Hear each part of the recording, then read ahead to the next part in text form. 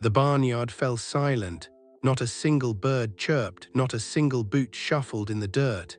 Every gaze was locked on the auction platform where a horse lay collapsed, his skin pulled taut over trembling bones like a monument to loss fallen in the dust.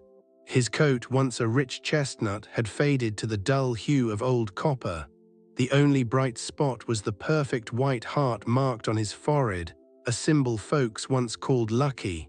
Nobody spoke of luck today. A woman in her 20s knelt beside him, her face streaked with quiet tears, her hands shaking as they stroked his matted fur. She had grown up on the hard ground of ranch country, but nothing could have prepared her for this moment, for watching the world weigh a soul and decide it wasn't worth the price of hay. The sign beside the horse read, $1, not negotiable, not a mercy bid, just one cold final dollar. The auctioneer shifted, uncomfortable. $1. The men behind the railings, a wall of stiff denim and stone-faced stares, said nothing. Some watched, others looked away, not from cruelty, but from a heavy, quiet understanding. This horse, whose name was once Hollow, wasn't going to make it through the night. He was just a body holding memories in his eyes. But the woman saw more than a body. She saw the first time he ran beside her as a foal. She saw the scar behind his ear from a winter storm they'd weathered together. She saw every unspoken promise they'd ever made, now lying discarded in the dust. "I'll take him," she said softly, yet the words cut through the silence. The auctioneer looked up, startled. "I said I'll take him," she repeated, pulling a crumpled dollar bill from her jacket. She placed it beside the sign as if it were something sacred. No one laughed, no one smiled. They just watched, frozen, as she bent beside Hollow, pressed her forehead to his, and whispered into the last warmth he had left. And somewhere, unseen, something flickered behind his clouded eyes. The bid was $1, but what it purchased was the beginning of something unimaginable. Rain began to fall minutes after she signed the papers. A slow, steady drizzle soaked through her denim sleeves as she led Hollow away from the platform, one trembling step at a time. He couldn't walk on his own. His legs buckled every few feet, and she had to brace his chest, whispering to his ear as if they were back in the fields of her childhood. Each movement felt like a fragile stand against what seemed inevitable. The other bidders had already turned away. To them, the show was over, but she wasn't ready to write the ending. Not yet. She had nothing, no trailer, no real plan, and barely enough gas to reach her father's old barn. The truck she drove was a rusted Ford that coughed with every turn of the key.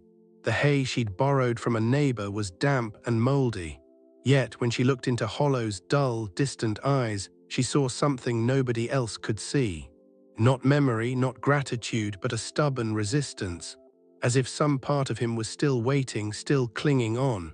She dragged an old mattress into the barn stall, laid it over the cold concrete, and gently lowered Hollow down, placing a blanket beneath his head.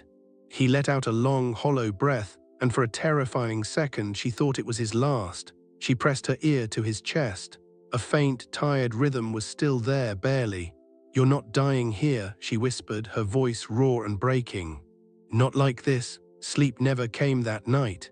She sat beside him in the straw, lantern light flickering against the rafters, while the wind howled outside like wolves calling for what death had left behind. She told him stories of his youth, of the creek behind the old pasture, of her mother's singing before illness took her voice. Her hand never left his mane. She was beyond tears now, simply waiting for silence or for something else. Then, just before dawn, Hollow twitched. His back leg kicked weakly once. His ears turned toward the sound of her voice. She gasped, too scared to hope, yet too stubborn to give up. As she reached for the water bucket, Hollow's head slowly, painfully lifted an inch off the straw. He was listening. He was still in there, and that changed everything. Morning arrived in silence. No birds sang, just the soft creak of the barn's wooden frame as pale light spilled through the cracked slats. Her eyes were swollen and dry, her limbs stiff from staying curled beside him all night, but she didn't move. Her hand remained on his neck, afraid that if she let go, the fragile thread connecting them might snap. For hours there had been nothing but waiting. And then that twitch, that small, impossible flicker. It wasn't much, but it was more than she dared hope for.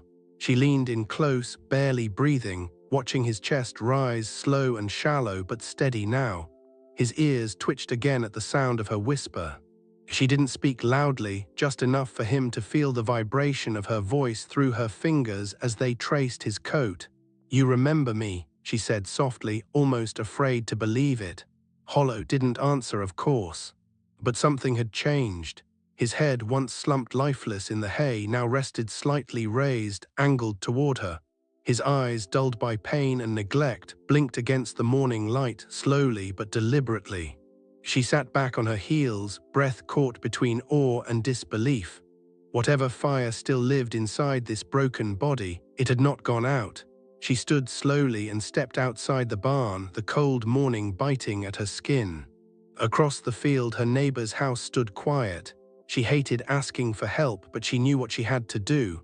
Hollow didn't need just hope. He needed medicine, food, warmth, time, things she couldn't provide on stubbornness alone. She crossed the grass barefoot, her jeans soaked at the cuffs, and knocked on the door with the desperation of someone whose world balanced on a thread. When old Marvin opened the door, he didn't ask questions. He took one look at her face, the dirt, the exhaustion, the fire in her eyes, and nodded. Within 20 minutes, they were both back at the barn, arms full of supplies, antibiotic paste, oats, blankets, a gallon of milk. Marvin was a man who believed in silence. That night, as a storm rolled in and thunder cracked through the valley, Hollow didn't sleep alone. He wasn't just surviving anymore, he was trying. The storm didn't just rattle the windows. It shook something inside her. As lightning flashed, illuminating the barn in sudden bursts, she sat on the floor beside him, brushing damp hair from her forehead. Each thunderclap felt like a warning, don't hope too hard. But hope had already taken root. Even as rain drummed like war drums on the roof, she could feel Hollow's breathing deepen, his chest moving in rhythm with her voice as she read to him from an old, torn novel her mother once loved. Outside, the ranchland was turning to mud. Fencing trembled in the wind and water spilled beneath the barn doors. But Hollow didn't flinch. He was alert now, weak, yes, but watching her with eyes that were no longer empty. He'd eaten 2 handfuls of soaked oats earlier, and Marvin had returned that afternoon with a makeshift sling to help get him upright. It hadn't worked yet, but they would try again.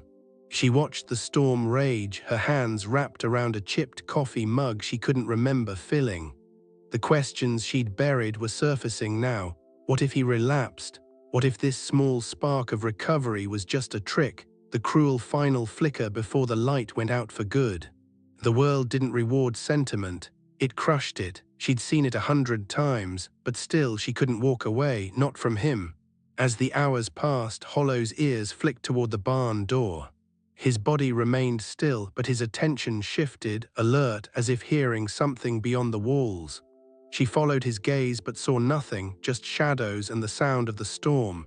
Then a noise, faint, muffled tires against wet gravel. Someone was coming. She rose slowly, every nerve on edge, and peered through a gap in the barn door. Headlights, a truck. It stopped near the fence. The engine idled for a long moment before shutting off. Then a figure emerged, silhouetted in the downpour, tall, broad-shouldered, a hat pulled low. Her heart slammed against her ribs. She hadn't told anyone but Marvin where she was keeping Hollow. Her stomach tightened. She stepped in front of the stall, instinctively shielding his fragile body. The barn door creaked open. Rain blew in sideways, and a deep voice cut through the storm. Rain poured from the brim of his hat in thin streams, his coat soaked, his boots caked in wet red earth. He didn't flinch from the cold, or from the way her body stiffened as he stepped further into the barn. The lantern on the post cast long, dancing shadows across his face, but it was the voice that truly struck her, gravelly, familiar in the way bad memories often are. The man stopped a few feet from her, his eyes scanning the stall behind her. "I came for the horse," he said. The air in the barn thickened. Hollow made a low noise in his throat, not a whinny but a reaction, a recognition. The man heard it too. He turned his eyes to the stall, and in them was something between disbelief and guilt. She looked at him closer now, studying the sun-worn lines on his face, the scar just beneath his jawline, and suddenly the pieces fell into place. "You're Jace Halver," she whispered. The name felt like poison on her tongue. Jace gave a slow nod, removing his hat. "Used to be rich, used to be the man who bred Hollow. Used to be the man who ran a breeding ranch built on promises and pedigrees before it all fell apart." She remembered her father's bitter words the night he burned the last of the partnership papers. Halver had disappeared after lawsuits and bankruptcies, leaving a dozen horses, including Hollow, behind. Just vanished. Now here he stood in her barn, staring at the wreckage of the stallion he'd left to rot. "I didn't think he'd still be alive," Jace admitted, his voice lower now, like a confession. "He nearly isn't," she snapped. "I didn't know. I swear I didn't know what they were doing with the stock after the shutdown." As she stepped between him and the stall, her voice shaking. "You knew what he meant to me." Jace's eyes flicked toward Hollow again, and something deep shifted behind them. "He was never meant to be a racehorse," he said. "That's why I bred him different, slower, stronger, smarter. He wasn't made for crowds." Silence stretched. Then Hollow let out a breath that sounded almost like a sigh, and she realized she hadn't rescued a stranger. She had brought home a memory someone else had tried to bury. She didn't sleep that night. Not even when the storm passed and the rain softened to a whisper across the barn roof. She sat against the stall wall with her knees drawn to her chest, eyes fixed on Jace Halver, who stood by the barn door like a ghost that refused to fade. His hat rested in his hands now, fingers tracing the brim as if trying to summon courage from worn leather. Hollow lay between them, his breathing calm but shallow, caught between healing and holding on. "You should leave," she said quietly. Jace didn't answer immediately. He glanced toward Hollow, then back to her, regret plain on his face. "I didn't come to take him back," he said, her jaw clenched. "I know." His words hung there unwanted. She didn't want meaning. She wanted answers. Why now? Why him? Why did the man who disappeared when everything collapsed suddenly resurface just as she clawed Hollow back from death? Her voice trembled as she asked the question she'd buried for years. "What happened to my father, Jace? After the ranch went under, after the lawsuits, you two built everything together. Then you vanished and he..." Jace exhaled sharply, his hands trembled. "I tried to come back, I did, but your father made me promise." As she stood slowly, her shadow stretching across the stall like a shield over Hollow's body. Jace hesitated, but only for a moment. "Your father forged papers, brought in bloodlines he didn't own, Hollow. Hollow wasn't just a mistake, he was part of a gamble. We bred him without registration, without approval, because your father believed he could create something better, something they couldn't control. He wasn't a stallion meant for money." And the words hit her like a blow. All this time she had believed Hollow was discarded because he failed, because he wasn't fast enough or strong enough. But now she understood. Hollow had been hidden, buried, not just by abandonment but by shame. She looked at the horse lying peacefully in the straw, his head now resting near her boot, his eyes opening slowly to meet hers. He had carried her secrets, her grief, and now the guilt of two men who had tried to use him as a weapon against a system. And he had survived it all. The silence between them was no longer just awkward. It was alive. It breathed through the rafters and whispered across the hay, swelling with every unspoken truth. She paced the barn floor, boots echoing on old wood, her hands raw from clenching and unclenching. She didn't know what made her angrier, the secrets, the betrayal, or the fact that some small, fractured part of her still wanted to believe that Jace had once meant well. "You let him rot," she said without turning to face him. Jace's voice was quiet, almost strangled. "We tried to change the game. Your father thought he could rewrite the rules." Hollow was his answer, strong, steady, unbreakable, a symbol that a horse didn't need perfect bloodlines to be worthy. But when the registry found out, when the threats came in, he panicked. She spat. "I buried everything. I thought if I disappeared, the fire would die down. I thought your father would recover, rebuild." She walked back to Hollow's stall. The horse was standing now, weak, trembling but upright. Marvin's sling had worked. The old mattress and bales of hay had become a makeshift brace. She knelt beside him, tears falling freely now, not from pain, but from the terrible weight of understanding.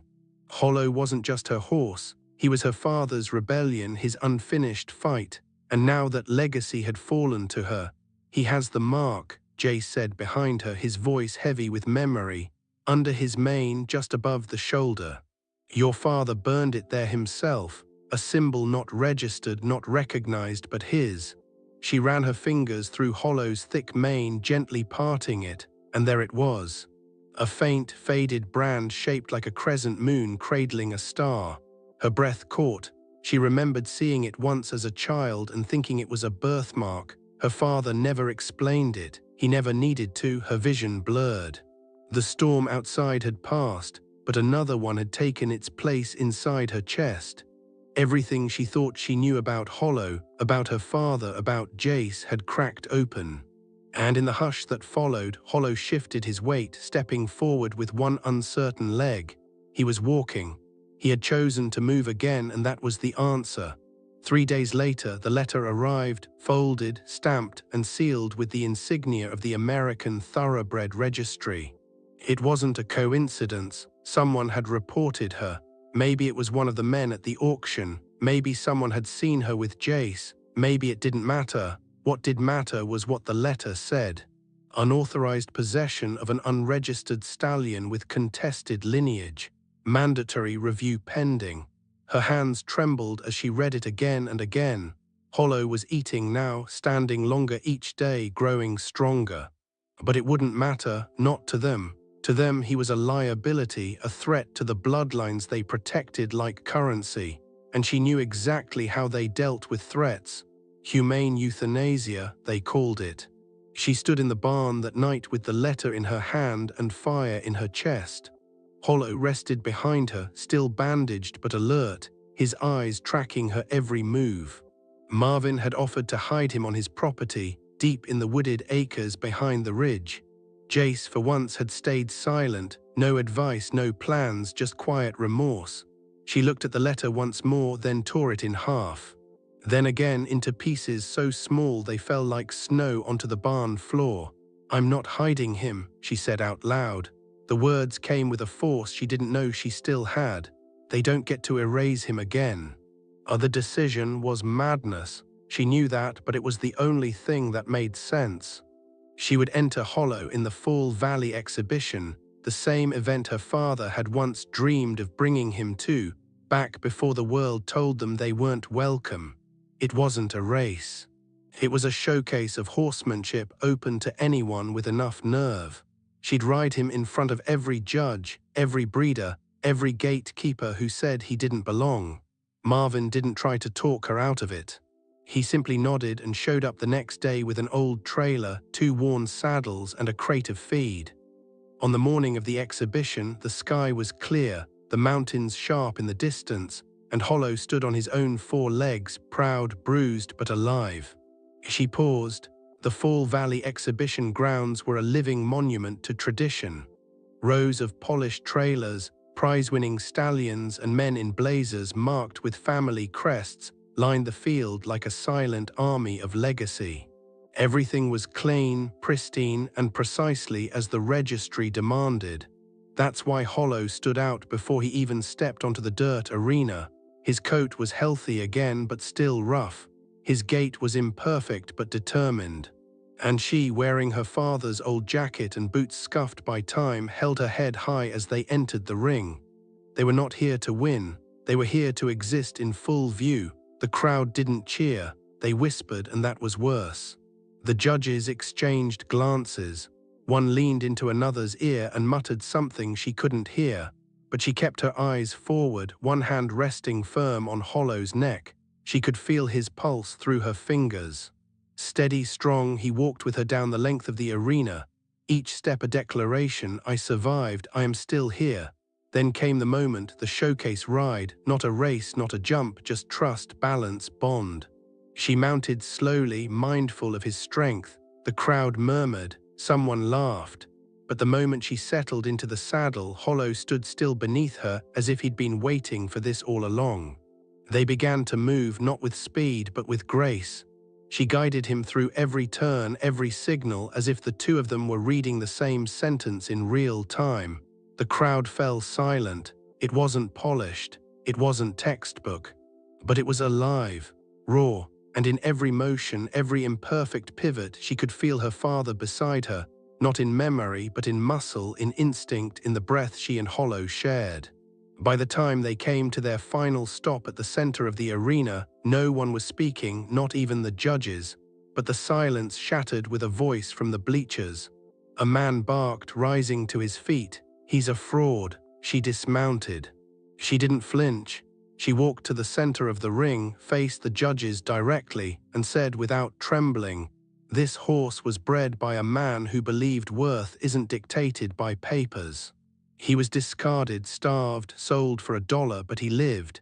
Then she turned and faced the crowd. For a full 10 seconds after her words, the arena remained frozen. No applause, no protests, just silence, thick, heavy, undeniable.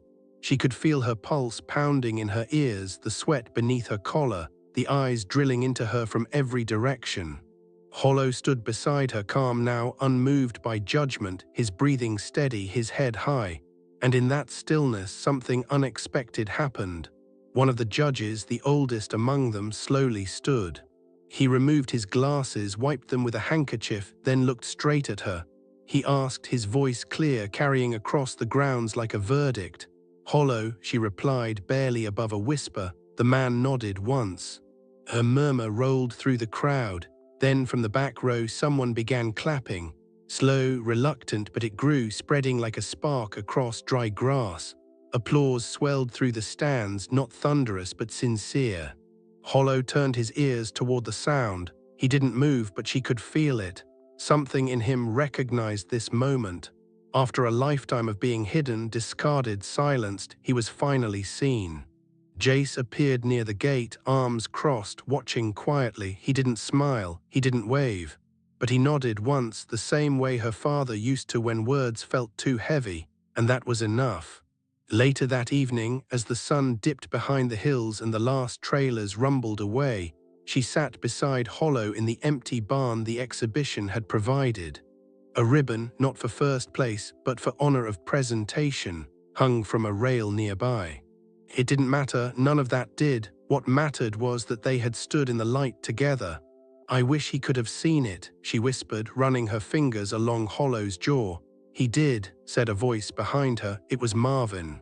He handed her a folded envelope, her name written in her father's handwriting, yellowed with time.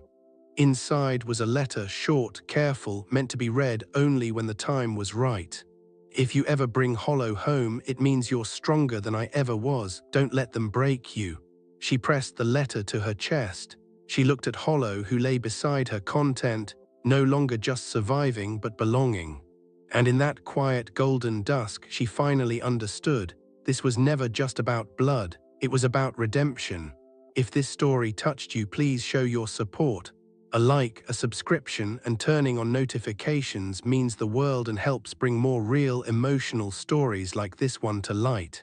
Thank you for watching. At time of being hidden, discarded, silenced, he was finally seen. Jace appeared near the gate, arms crossed, watching quietly. He didn't smile, he didn't wave. But he nodded once, the same way her father used to when words felt too heavy. And that was enough. Later that evening, as the sun dipped behind the hills and the last trailers rumbled away, she sat beside Hollow in the empty barn the exhibition had provided.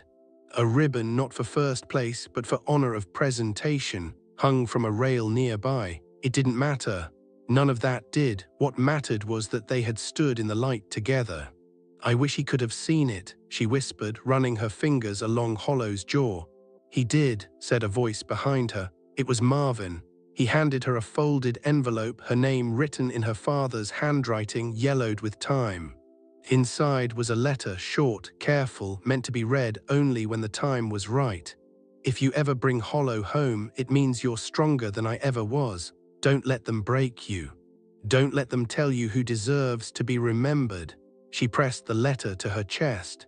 She looked at Hollow, who lay beside her, content, no longer just surviving but belonging. And in that quiet golden dusk, she finally understood. This was never just about blood. It was about redemption. If this story touched you, please show your support. A like, a subscription, and turning on notifications means the world and helps bring more real, emotional stories like this one to light. Thank you for watching.